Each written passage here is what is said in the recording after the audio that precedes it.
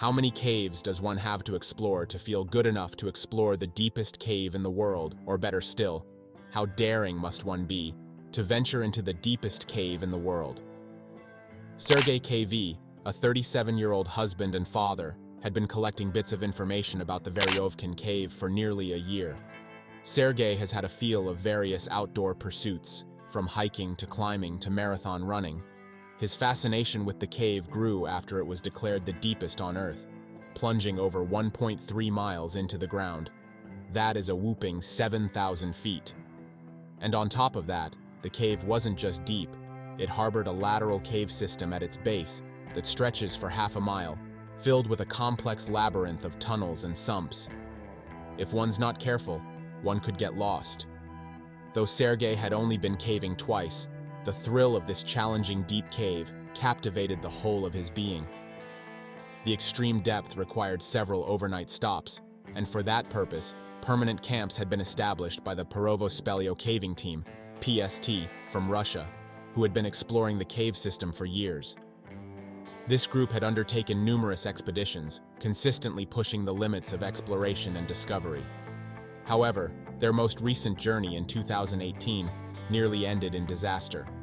During that fateful expedition, the PST, along with National Geographic photographer Robbie Shawn, faced a massive flood pulse of water that surged through the lowest part of the cave.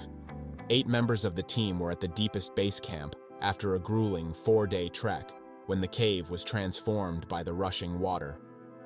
The flood sounded like a freight train barreling through the cave, prompting the group to retreat to their camp.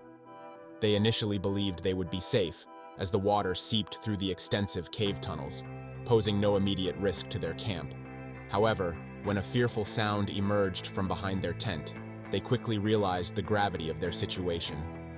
They discovered an overflowing open hole, and just like that, panic set in as the lower levels were already waterlogged.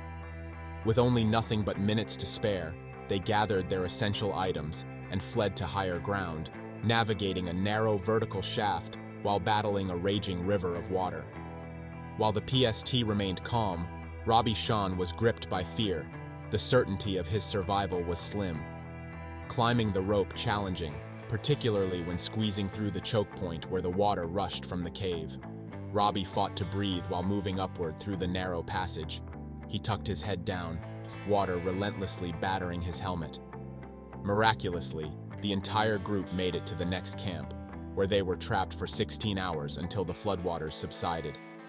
If anyone had been unable to escape, the consequences would have been dire. Sergei heard about this harrowing experience through various retellings, including a National Geographic article featuring Robbie's gripping photographs.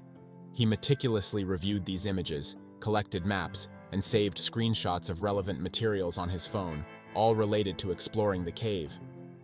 While most people would have been filled with fear by the near-fatal incident of the PST, Sergei was unshaken. It only grew his urge for the adventure. Now he's being seeked out by the challenge even more. His wife and children would have felt genuine worry if they knew of his plans to explore the deepest cave on Earth. On November 1st, 2020, Sergei embarked on his journey, driving a few hours from his home in Sochi, Russia, to the entrance of the Veryovkina cave.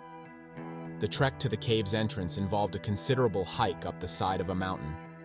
He was armed with new climbing crampons and trekking poles. Sergei navigated the path toward his goal. He was no stranger to climbing and brought basic equipment for cave exploration. The first drop required him to set up a rappelling rope from the cave entrance to lower himself into the main well of the cave. At this point, he left his cloth backpack behind and transferred his gear and food into waterproof bags to carry deeper into the cave. Sergei anticipated encountering wet passages and water flows during his descent. His map indicated expected water points, but he failed to pack waterproof clothing. Despite this oversight, Sergei was confident in his ability to navigate the cave. The map he printed showed the established camps used by the PST. He had no permission to be in the cave, nor was he authorized to use their equipment left at the permanent camps. Nevertheless, Sergei planned to utilize their base camps for rest stops on his descent into the depths of the mountain. With notes on his map detailing specific passages, problem areas, and estimated traversal times for each section, Sergei felt prepared for the challenge ahead. The PST team made extensive preparations for their expeditions, employing large teams with vast supplies to ensure safety during the 3- or 4-day climb to the cave's bottom. Sergei, on the other hand, had only himself and the supplies strapped to his back. While he believed he was prepared for the challenges awaiting him, he was gravely mistaken. The first part of the descent presented narrow and tight passages, forcing Sergei to navigate through a challenging 12,200 feet of caving while dragging several bags of supplies. After an arduous effort, he reached the first camp at 1,250 feet, which served as a staging area for the largest vertical drop in the entire cave system, the Baba Pit, a staggering 500 feet deep. Descending into this massive cavern required a rope descent without ledges or stops. The PST had left behind a rope system that would allow climbers to lower themselves into the pit using a friction descent technique, employing hand ascenders and foot stirrups for the return journey. Sergei noted that it would take him about 6 hours to reach the pit's bottom from the cave entrance, and estimated that the return trip would take 2 hours longer than the descent. Peering into the abyss of the pit must have evoked a mix of exhilaration and apprehension for Sergei. Regardless of his emotional state, he reorganized his bags, leaving behind a less essential bag at Camp 1. The PST team had set up a significant lighting arrangement for their explorations, while Sergei was equipped with a single headlamp, severely limiting his visibility. As Sergei lowered himself into the pit, he may have felt the thrill of adventure surging through him. However, he would also have to confront the stark reality of the descent. It was devoid of safety ledges, making the return climb an intimidating prospect. Once he reached the bottom of the pit, he found himself just a few hundred feet from Camp 2, situated at a depth of 2,000 feet. Camp 2 was a permanent site, established by the PST, where some supplies had been left for long-term storage.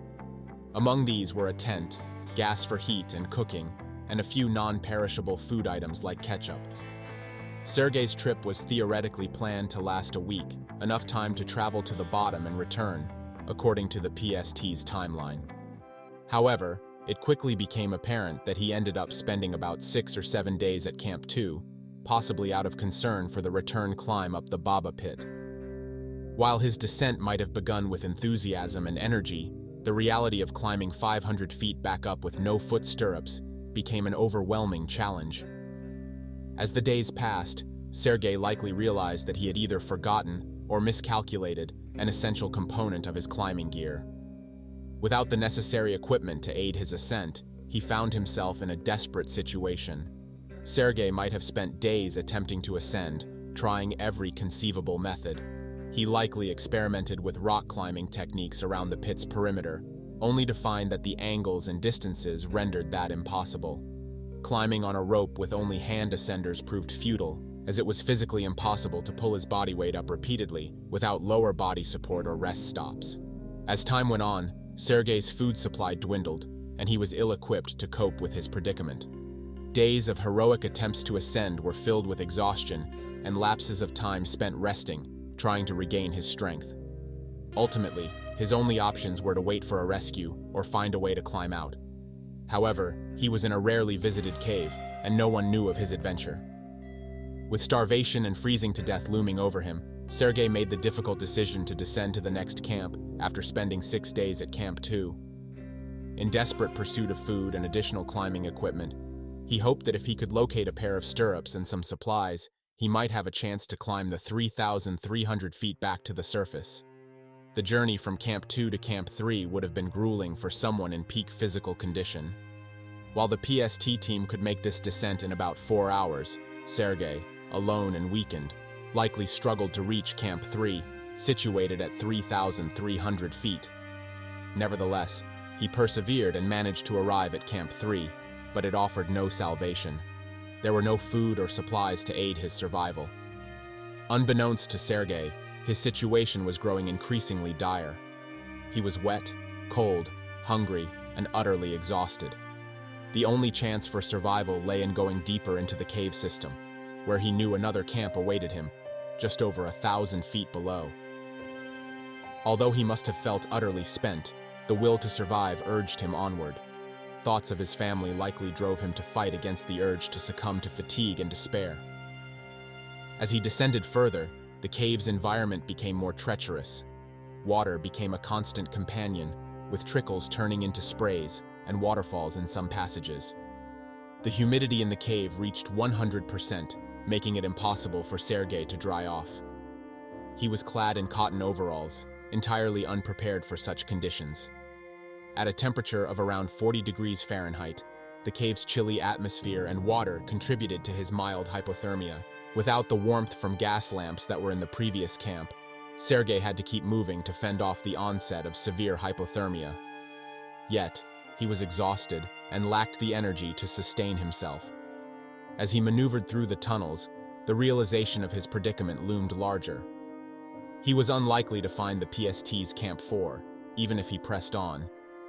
Instead, he eventually found himself stuck in a section of the cave he believed he could escape through, but it simply led to a dead end. After being trapped for over a week, Sergei experienced a moment of reckoning. The once enticing adventure turned into a nightmare filled with desperation. He became acutely aware that he was not returning to the surface. His instincts told him to signal for help. In a final attempt to communicate, he pulled out his cell phone, which had been operating on reserve power, and sent out a brief text to his wife. The last message from Sergei to his wife read simply, "Love you," followed by a goodbye. Afterward, his phone died, and he was plunged into darkness, the only sound the eerie echoes of the cave surrounding him. Days later, when Sergei failed to return home, his wife raised the alarm. Unfortunately, the response team faced significant challenges in coordinating a search in such a vast and inhospitable environment. The search team was hampered by the limitations of technology, as the cave system was often treacherous and notoriously difficult to navigate. Meanwhile, Sergei remained trapped in the depths of the cave, fighting to stay alive. His food supplies were minimal, and he was losing strength daily. The psychological strain of his situation weighed heavily on him as he grappled with the realization that he might never see his family again. Eventually, after days of searching, a team of experienced cavers was dispatched to locate Sergei. They embarked on the journey, equipped with ropes and climbing gear, and descended into the cave. As they ventured deeper, they encountered challenges and obstacles similar to those faced by Sergei, but their experience and teamwork allowed them to progress steadily. Days turned into weeks, and hope dwindled for Sergei and his bee family. His children grew increasingly anxious as they awaited news, while his wife fought against despair. Eventually, the rescue team located a camp that had been untouched and deduced that someone might still be trapped in the cave. The search crew methodically examined the caves, focusing on spots they believed might offer a chance of finding him alive. After an exhaustive search, they stumbled upon the remains of Sergei's camp. The absence of a body suggested he had not made it far after leaving Camp 2. This ignited a renewed sense of hope among the searchers as they pressed on. Then, miraculously, a member of the search party heard faint echoes in the tunnels, accompanied by soft tapping sounds against the cave walls. Following the sounds, they descended further, and finally stumbled upon Sergei, lying curled up in a nook in the rock. His body showed signs of frostbite and malnutrition, but he was still alive. The rescue team quickly got to work, providing Sergei with warm clothing and food. Although he was weak and confused, he was grateful for the unexpected return of hope.